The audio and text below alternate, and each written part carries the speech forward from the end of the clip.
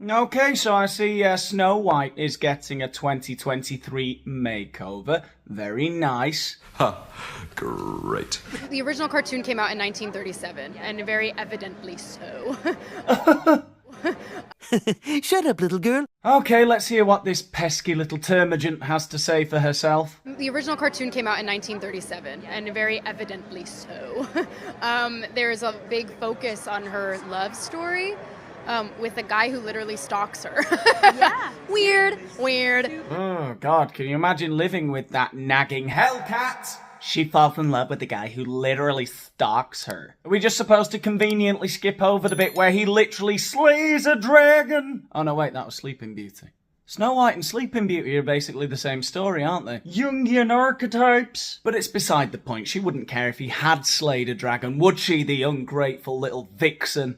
Okay, so maybe in the 1937 film version, the prince comes across as somewhat stalkerish. If Rachel Zegler had taken the time to read the original Brothers Grimm fairy tale, like I did, she would know that, frankly, Snow White, she needs a man. The woman struggles to stay alive for 8 hours a day while the 7 dwarfs are off mining. She keeps answering the door to her stepmother, who's trying to kill her. And the stepmother isn't even disguised well in the original story. She's not transformed into this old witch like she does in the film. She's this, she just dresses up as a saleswoman. A peddler selling bodices. Tries to strangle her with the bodice. And when that doesn't work, she comes back and gives her a poisoned comb. Just disguised as a comb saleswoman.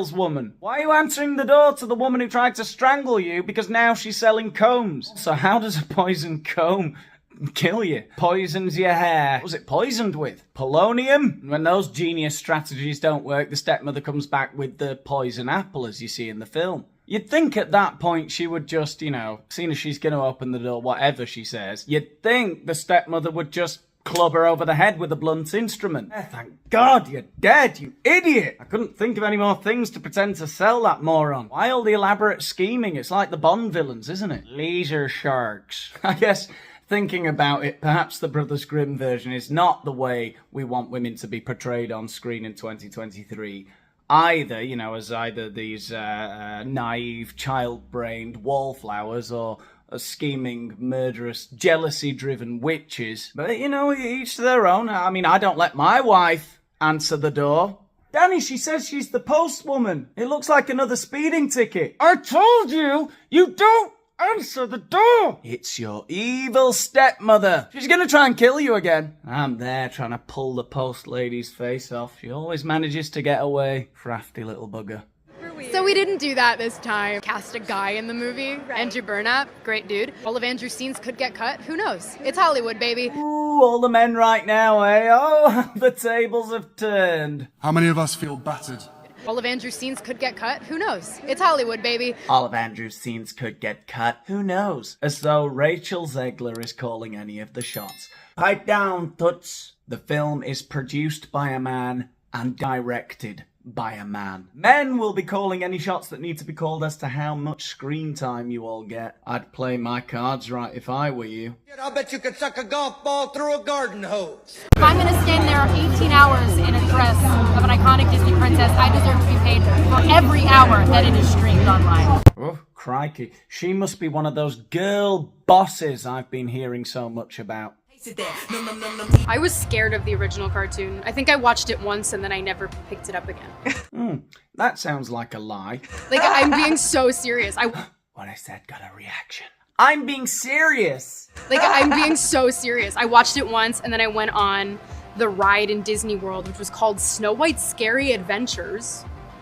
Doesn't sound like something a little kid would like. Snow White's Scary Adventures, that does sound scary. I think the kids of today would prefer a ride called Snow White and the 7 Unthreatening Little Twinks. Come along for the train run. Snow White rides her way to female emancipation. Doesn't sound like something a little kid would like. Was terrified of it. Never revisited Snow White again. So I watched it for the first time in probably 16, 17 years when I was doing this film. Oh, bless her little cotton socks. She's still at that age where she tries to make out, oh, God, that 16, 17, that was back in the day. Yeah, you were 5, you don't remember it. I'm beyond that stage in my life, hurtling towards my 35th year. I can now talk about 20 years ago, and I can remember it like it was yesterday. Fool.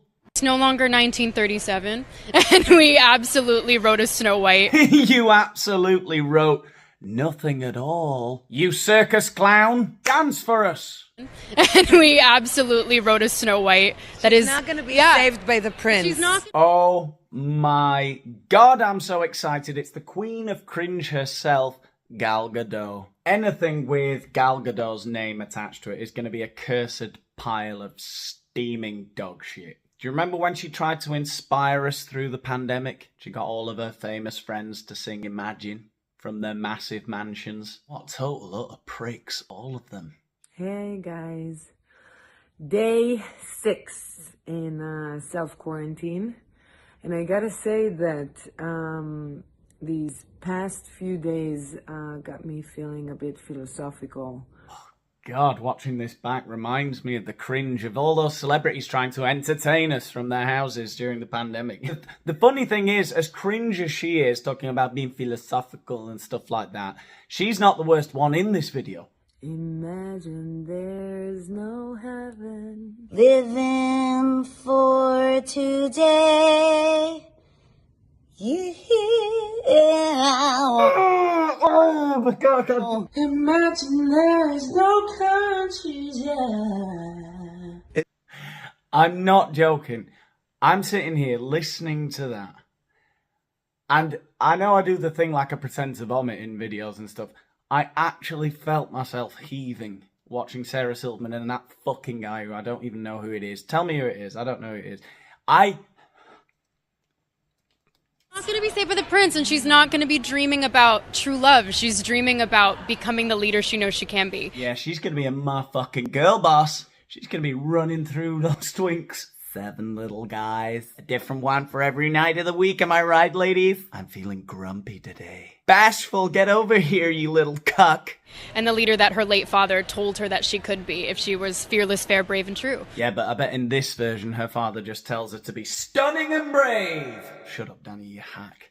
Reality is that the cartoon was made 85 years ago. It's extremely dated. The only thing in this version that's going to be very dated is Snow White. Those 7 little twinks are going to be dating all over her. The only thing they'll be minding is Snow White's puss. Extremely dated when it comes to the ideas of women being in roles of power and what a woman is fit for in the world. And so when we came to reimagining the actual role of Snow White has to learn a lot of lessons about coming into her own power before she can come into power over a kingdom. She's not going to be saved by the prince, and she's the proactive one, and she's the one who set the terms, is what makes it so relevant to where we are today. Unfortunately, yes, it is very relevant to the times we're living in.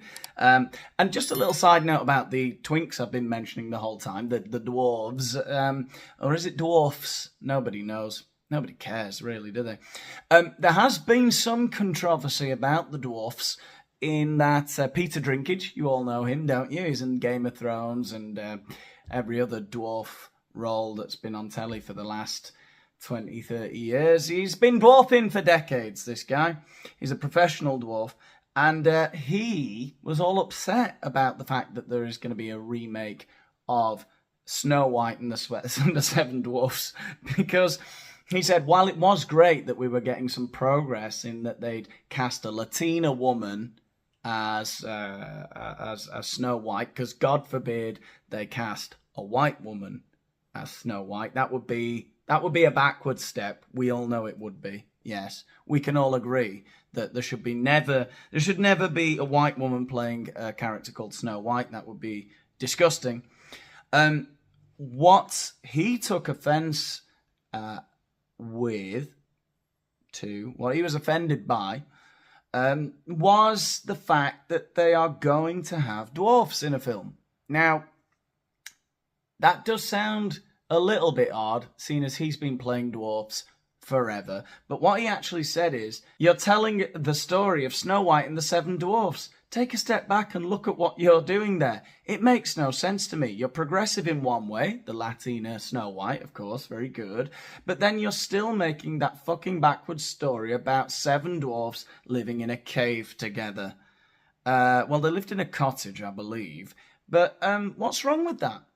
I don't understand. It's a fairy tale. There's supposed to be fantastical elements. I don't understand what kid is going to watch that film, or the original film of the dwarfs living together, and what are they going to think? Peter Dinklage, are they going to think that all dwarfs live together in a little cottage in the woods, and then they go out and mine during the day, because then they've got to get back early because that half-wit who's cleaning up for them at their house keeps opening the bloody door to the woman who's trying to murder her with apples and fucking combs and stuff.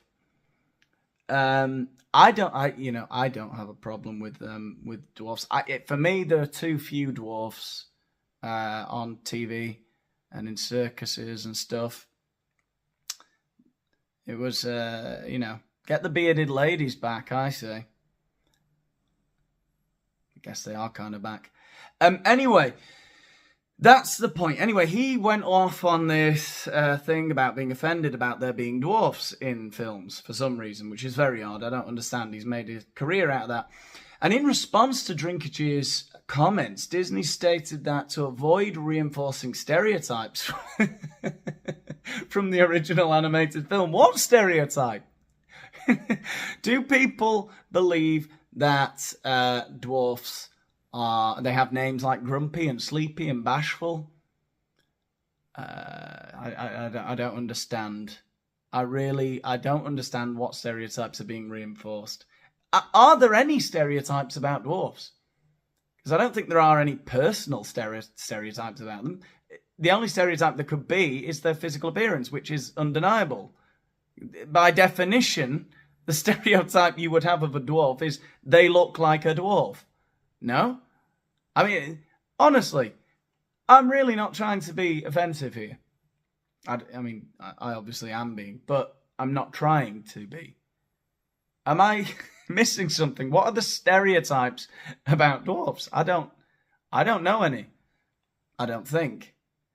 Anyway, they said that they didn't want to reinforce the stereotypes from the original animated film, with all the stereotypes.